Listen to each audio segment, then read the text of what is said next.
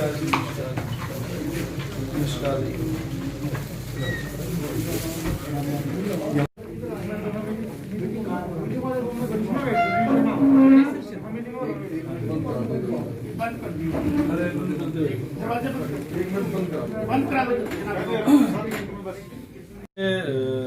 हमने जो last year Kurukshetra के अंदर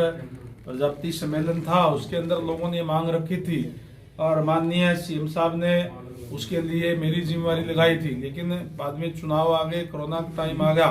तो मीटिंग ही हो नहीं पाई। अभी मेरी 1 महीने पहले ही जो एसी सत्र के अधिकारी है उनसे मीटिंग हुई है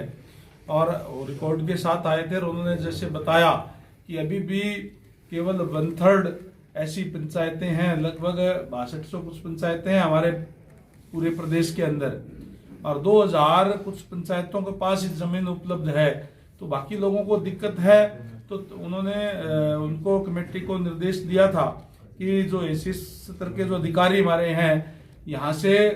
जो पंचायत विभाग के एसीस है वो डायरेक्शन देंगे डीसीज को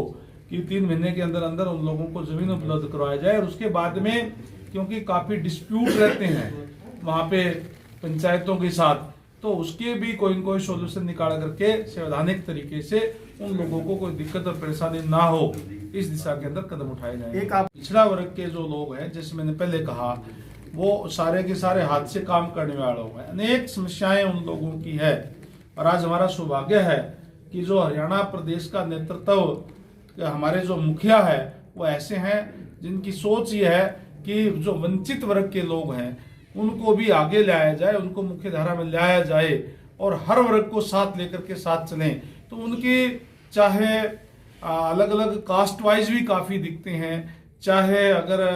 मैं कुम्हार समाज की बात करूं तो कोई जमीनों की दिक्कत है, जो बर्तन बनाने का काम करते हैं, कोई कारपेंटर का काम करता है,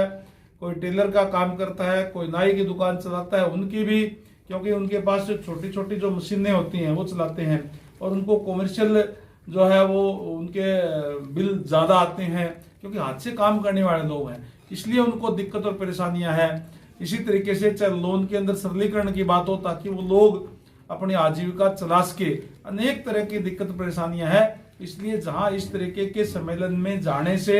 लोगों से चर्चा होती है, उनकी दिक्कत और परेशानियों का पता चलता है और वो सरकार के सामने रख करके दूर करवाने का प्रयास आने वाले समय के अंदर भी हम करेंगे। आने वाले 29 नवंबर को हिसार के अंदर पुराना गवर्नमेंट कॉलेज मैदान के अंदर पिछड़ा वर्ग की तरफ से एक बड़ी रैली का आयोजन करके, बड़ी जनसभा का आयोजन करके माननीय मुख्यमंत्री मनोहर लाल जी का हार्दिक अभिनंदन किया जाएगा, क्योंकि हाल ही के अंदर जो सेशन हुआ है पिछले 2 दिन का, उसके अंदर ऐतिहासिक फैसले लिए गए हैं और खासकर पंचायती राज एक्ट के अंदर 2nd अमेंडमेंट करके जो BCA के लोग हैं, BCA को पंचायती राज के अंदर आरक्षण दिया गया है। ये बहुत पुरानी मांग पिछड़ा वर्ग की थी, जब से हरियाणा प्रदेश का अलग से अस्तित्व में आया तब से ये मांग थी, क्योंकि पिछड़ा वर्ग के लोग जो है, खासकर जो BCA के सारे लोग हाथ से काम करने वाले लोग होते हैं, चाहे कोई कारपेंटर का काम करता है, कोई बर्तन बनाने का काम करता है, कोई छोटी मोटी खेती करने का काम करता है, कोई मजदूरी करता है, कोई मिस्त्री है, किसी की नाई की दुकान है, किसी की टेलर की दुकान है, यानी सारे हाथ से काम करने वाले लोग हैं। और ना तो ये कोई संगठित है एक तरीके से एक तरह, और ना ही फाइनेंशियल तौर पे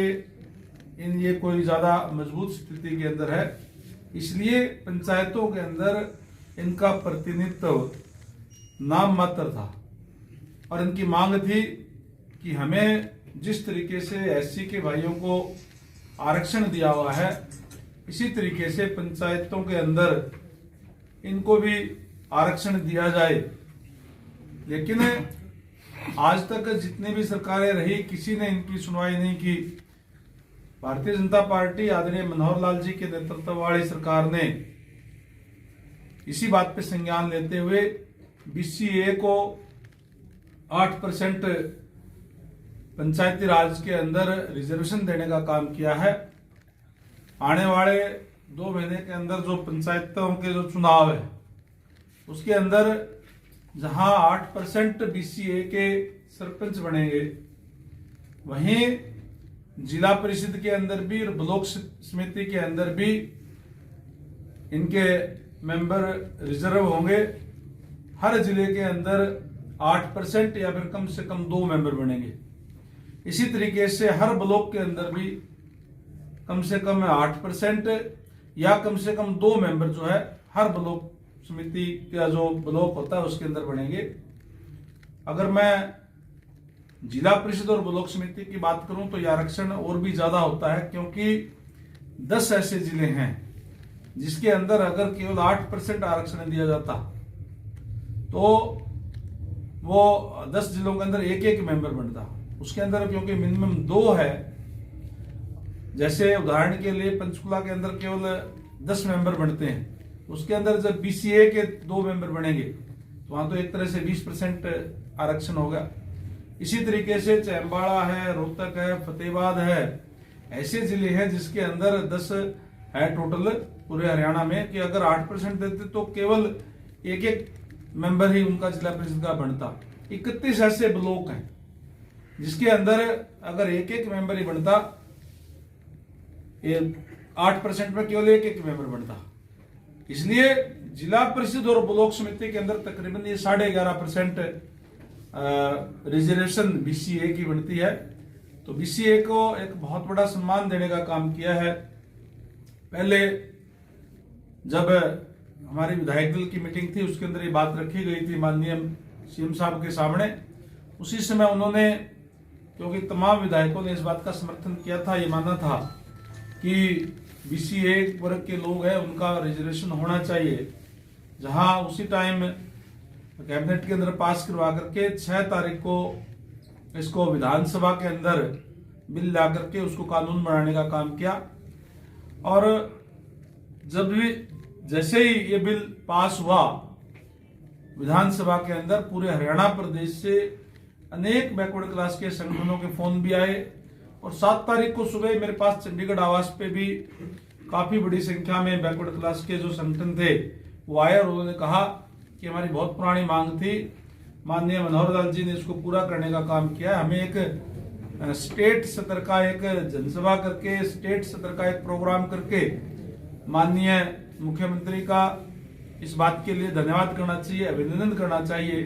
बैकवर्ड क्लासेस के संगठन के अनुरोध पे हमने माननीय मुख्यमंत्री महोदय से बात करके 29 तारीख का टाइम फिक्स किया है कि हिसार के अंदर पूरे स्टेट लेवल का फंक्शन करके